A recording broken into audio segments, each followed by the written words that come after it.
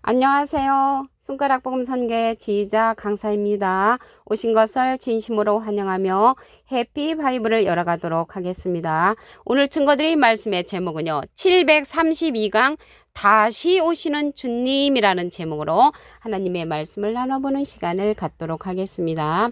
히브리서 9장 28절을 보시게 되면 이와 같이 그리스도도 많은 사람의 죄를 담당하시려고 단번에 들이신 바 되셨고 구원에 이르게 하기 위하여 죄와 상관없이 자기를 바라는 자들에게 두 번째 나타나시리라 라고 말씀에 기록되어 있습니다. 두 번째 나타나신다는 것은 다시 오시는 주님으로서 재림이라는 말이죠. 재림, 다시 오시는 주님. 근데 첫 번째 오실 적에는 주님이 죄인을 위해서 왔지만 다시 두 번째 오실 적에는 죄와 상관없이 자기를 바라는 자들이니까 의인이죠. 죄와 상관없는 자는 의인이죠. 두 번째 오실 적에는 다시 오시는 주님은 의인에게 오신다는 것을 알 수가 있습니다. 마태복음 9장 13절 그 중간에서부터 보시게 되면 내가 의인을 부르러 온 것이 아니요 죄인을 부르러 왔노라 라고 말씀에 기록되어 있습니다. 초림 때 처음 오실 적에는 죄인을 위해서 오셨고요. 다시 오시는 두 번째 오실 때는 죄와 상관없는 의인에게 오신다는 것을 말씀을 드립니다. 변했죠. 이 시대가 변하는 것처럼 우리가 하나님의 말씀을 깨우침을 받아야 한다는 것입니다. 나훔서 1장 3절에 보시게 되면 여호와는 노하기를 더디하시며 권능이 크시며 죄인을 결코 사하지 아니하시느니라. 그 죄인을 결코 사하지 아니하시는 것은 두 번째 오실 때 의인에게 오시기 때문에 죄인은 사하지 아니하신다고 말씀에 기록되어 있습니다.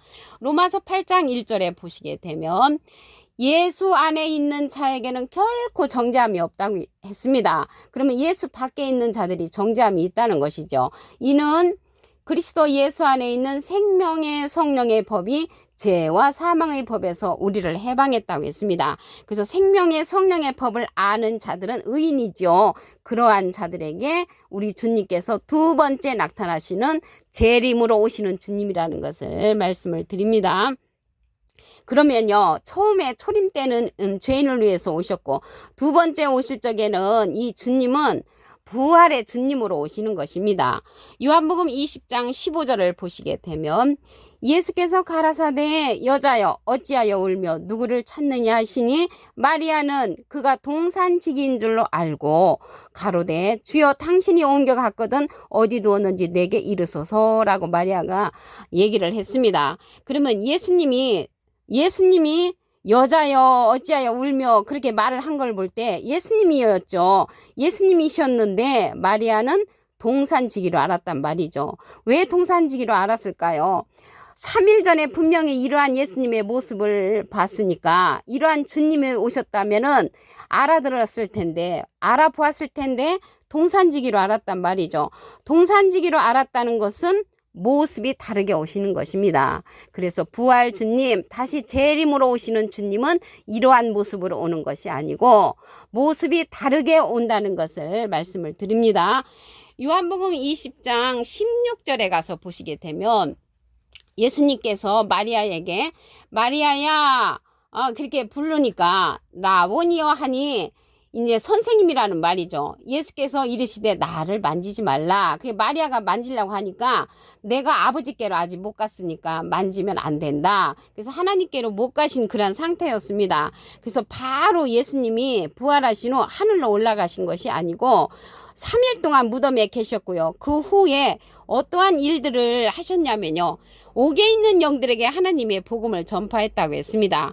베드로전서 3장 19절에 가서 보시게 되면 저가 또한 영으로 옥에 있는 영들에게 전파하시니라. 그래서 옥에 있는 영들에게 복음을 전파했는데 사도행전 1장 3절에 가서 보시게 되면 해 받으신 후에 해를 받으신 거는 십자가의 고통을 받으신 후에 저희에게 확실한 많은 증거로 친히 사심을 나타내사 40일 동안 저희에게 보이시며 하나님 나라의 일을 말씀하셨다고 했습니다. 그래서 영으로 계신 주님께서 옥에 있는 영들에게 복음을 전파했는데 40일 동안 복음을 전파했다고 사도행전 1장 3절에 기록되어 있습니다. 그리고 이러한 예수님은 우리들이 알기를 외아들로 알고 있었잖아요. 그런데 다시 오시는 주님 외아들이 아닙니다. 맏아들로 다시 오신다고 했습니다. 히브리서 1장 6절을 보시게 되면 또 맏아들을 이끌어, 또는 다시죠, 세상에 다시 들어오게 하실 때에 하나님의 모든 천사가 저에게 경배할지어다 라고 했습니다. 그래서 예수님은요 맏아들이지 외아들이 아니라는 것을 말씀을 드리고요, 낳으실 적에도 맏아들로 낳으셨습니다.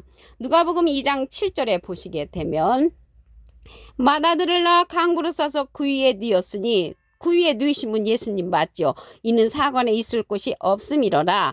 맏아들로 그 위에 누이신 예수님이시지 외아들이 아니라는 것을 말씀을 드립니다. 육신적으로도요 예수님은 영적으로나 육신적으로나 맏아들이십니다. 마태복음 13장 55절에 보시게 되면 이는 그 목수의 아들이 아니냐, 그 모친은 마리아, 그 형제들은 야고보, 요셉, 시몬, 유다라 하지 않느냐. 그러면 예수님까지 하면은 오형제죠, 오형제. 그 다음 기절에 보시면 그 누이들은 다 우리와 함께 있지 아니하냐. 그 누이들도 있었어요. 누이들. 그 누이들은 여동생들도 있었는데 그 여동생들이 우리 주님의 그러한 형제 자매가 예수님까지 포함해서 5형제 그리고 누이들까지 하면은 7형제가 되는 거죠. 2명으로 생각한다 할지라도.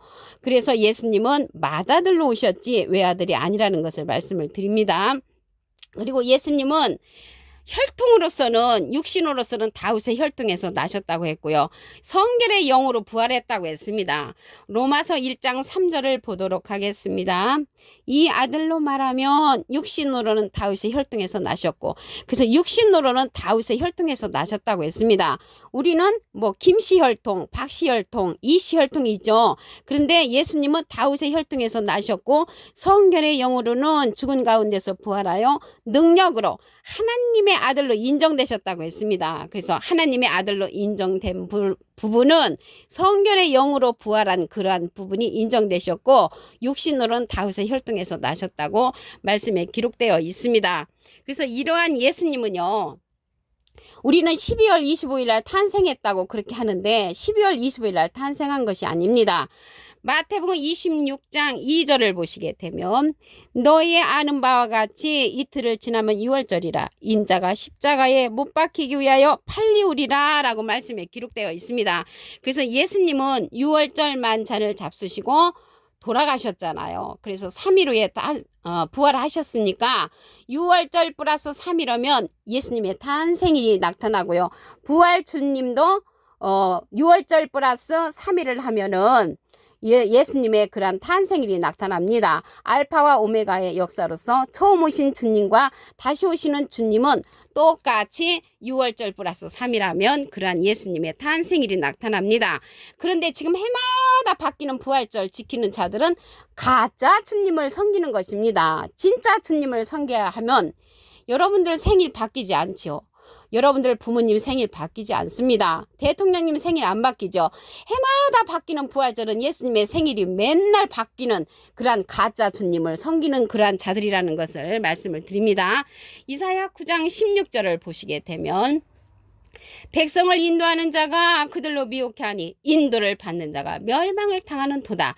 그래서 잘못 인도를 하면은 그 잘못 인도하는 그 인도자만 멸망받는 것이 아니고 그 백성들이 함께 멸망을 당한다고 했습니다. 그래서 여러분들이 이 시간 이후로는 진짜 우리 주님을 섬기는 그러한 분들이 되기를 간절히 바라겠습니다. 히브리서 9장 28절을 다시 한번 보도록 하겠습니다. 이와 같이 그리스도도 많은 사람의 죄를 담당하시려고 단번에 들이신 바 되셨고 구원에 이르게 하기 위하여 죄와 상관없이 자기를 바라는 자들에게 두 번째 나타나신다고 했습니다. 두 번째 나타나시는 거는 재림이죠. 재림. 그 재림 주님은 죄와 상관없는 의인에게 오신다는 것을 알 수가 있고요. 초림 때에는 죄인을 위하여 오셨지만 다시 오시는 주님은 죄와 상관없는 자, 의인에게 오신다는 것을 말씀을 드립니다. 부활 주님은요, 이러한 모습으로 나타나시지 않고 모습이 다릅니다. 요한복음 20장 15절을 보시게 되면 예수께서 가라사대 여자여 어찌하여 울며 누구를 찾느냐 하시니 마리아는 그가 동산직인 줄로 알았다고 했습니다. 그 예수님을 갖다가 동산직이로 알았다는 것은 옛날에 그 모습이 아니고 육체의 모습은 다른 모습으로 나타난다는 것을 말씀을 드립니다. 예수님께서 이렇게 부활하신 후에도 하나님의 나라의 일을 전파를 하셨다고 했습니다. 어떠한 자들에게 전파했는가 보면 베드로전서 3장 19절에 저가 또한 영으로 옥에 있는 영들에게 전파하시니라. 영으로서 예수님께서 부활하심으로써 옥에 있는 영들에게 복음을 전파했다고 말씀에 기록되어 있고요. 사도행전 1장 3절에 보시게 되면 해 받으신 후 그 십자가의 고통을 받으신 후에 저에게 확실한 많은 증거로 친히 사심을 나타내사 40일 동안 저에게 보이시며 하나님 나라의 일을 말씀하셨다고 했습니다. 그래서 40일 동안 부활하신 후 40일 동안 옥에 있는 영들에게 복음을 전파하셨고 바로 하늘 아버지가 계신 곳으로 가시지 아니하셨다는 것을 말씀을 드립니다. 그리고 예수님께서요, 이러한 예수님께서 우리는 외아들로 알고 있는데 외아들이 아니고 맏아들로 오신다고 했습니다. 히브리서 1장 6절을 보시게 되면 또 맏아들을 이끌어 세상에 다시 들어오게 하실 때, 다시 들어오신다는 것은 재림 때에 하나님의 모든 천사가 저에게 경배한다고 했습니다. 그래서 맏아들로 오시는 주님이시고 탄생할 때도 맏아들로 탄생을 하셨습니다. 누가복음 2장 7절을 보시게 되면 맏아들을 낳아 강보로 싸서 구위에 누였으니 이는 사관에 있을 것이 없음이로라. 여기 맏아들이 나왔죠. 그 맏아들이라는 그러한 내용이 로마서 8장 29절에 보시게 되면 하나님이 미리 아신 자들로 또한 그 아들의 형상을 본받게 하기 위하여 미리 정하셨으니 이는 그로 많은 형제 중에서 맏아들이게 되게 하려 하심이니라 라고 기록되어 있습니다. 그래서 예수님은 맏아들로 오셨지 외아들이 아니라는 것을 말씀을 드립니다. 로마서 1장 3절을 보도록 하겠습니다. 이 아들로 말하면 육신으로는 다윗의 혈통에서 나셨고 성결의 영으로는 죽은 가운데서 부활하여 능력으로 하나님의 아들로 인정되셨다고 했습니다. 그래서 하나님의 아들로 인정된 부분은 우리 주 예수 그리스도신데 성결의 영으로 부활하여 하나님의 아들로 인정되셨고 육신으로는 다윗의 혈통에서 나셨다고 했습니다. 예수님이 또 이러한 예수님의 탄생일이 날마다 해마다 바뀌는데 이 탄생하신 예수님 그 탄생일을 알아보도록 하겠습니다. 마태복음 26장 2절을 보시게 되면 너희의 아는 바와 같이 이틀을 지나면 6월절이라 인자가 십자가에 못 박히기 위하여 팔리우리라 라고 말씀에 기록되어 있습니다. 그래서 6월절 만찬을 잡수시고 십자가에 달려 돌아가셨잖아요. 그리고 3일 후에 부활하셨기 때문에 정확한 예수님의 탄생일은 6월절 플러스 3이라면 예수님의 탄생일을 알 수가 있습니다. 그리고 이러한 예수님의 탄생일이 해마다 바뀌는 그 부활절은 그러한 부활절, 해마다 바뀌는 부활절을 지키는 자들은 가짜 주님을 섬기는 그러한 예라는 것을 말씀을 드립니다. 그럼으로써 해마다 바뀌지 아니하는 그러한 6월절을 지키려면 예수님의 탄생일을 지키려면 6월절 플러스 3일 하면은 해마다 바뀌지 아니하는 그런 예수님의 진짜 탄생일을 알 수가 있다는 것을 말씀을 드립니다. 요한복음 20장 19절에 보시게 되면 이날 안식 후 첫날 저녁 때에 제자들이 유대인들을 두려워하여 모인 곳에 문들을 닫아놨을 때 예수님께서 나타나셨죠. 그래서 예수님은 신령체로서 나타나시고 예수님의 제자들에게 나타나셨습니다. 그래서 우리가 예수님의 부활 주님을 잘 알고 부활 주님을 따른다면은 우리도 함께 예수님과 같이 그러한 자들로 변화될 수가 있다는 것입니다. 근데 해마다 바뀌는 그러한 부활절을 지키는 그러한 자들은 이사야 9장 16절에 보시게 되면 백성을 인도하는 자가 그들로 미혹해 하니 인도를 받는 자가 멸망을 당한다고 했습니다. 그래서 잘못 인도하는 그러한 자들을 쫓아가게 되면 나도 멸망에 이를 수가 있다는 것을 말씀을 드립니다. 오늘 732강 다시 오시는 주님이라는 제목으로 하나님의 말씀을 나눠보는 시간을 가졌습니다. 감사합니다.